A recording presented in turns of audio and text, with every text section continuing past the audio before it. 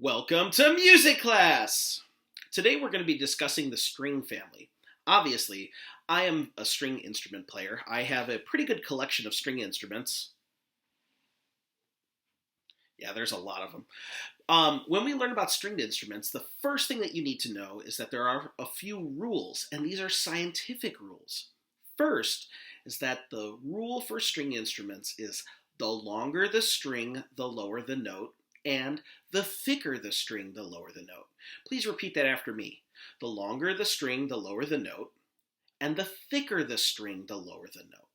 So, on stringed instruments, we have to use those rules to be able to apply to any instrument. When we look at shorter stringed instruments, like our ukulele, in America we call it a ukulele, our ukuleles have shorter strings, and therefore they're going to have higher sounds.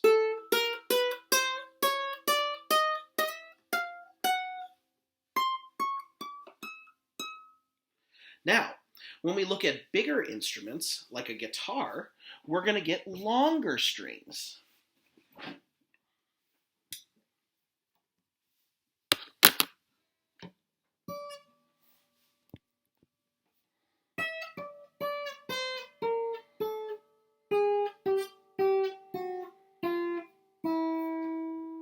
So obviously the strings become different lengths.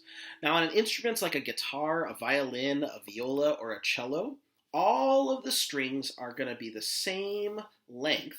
For a violin, a viola, a string bass, a cello, guitars, acoustic basses, ukuleles, many of the instruments, the strings will be the same length. But the way we get different sounds is that if you look very, very carefully, you can see that the strings are in different thicknesses. Right? Some of the strings will even be wound, which means that there is one string with a second string wrapped around it. And that's how we get different starting notes. And then we edit those sounds based on what's called frets or finger positions for the violin, viola, cello, and string bass when there's no frets. Now these are all the same distance or the same distances per instrument because it's a mathematical equation for the distance that each of these metal frets has to be.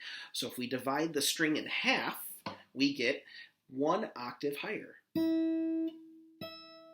Hear it? That's do and do. Same thing happens for every instrument or every string.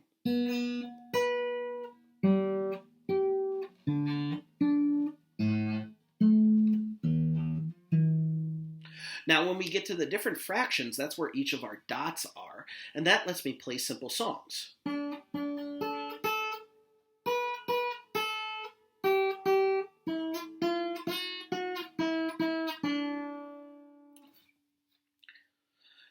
When we go through and we're working on playing simple songs, it's basically playing those different patterns.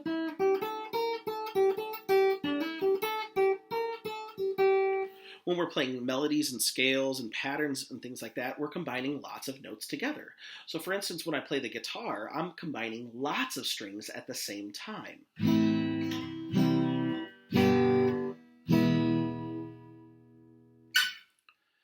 From here, you're going to see another video by PJ where he's going to teach you all about the instruments of the string family.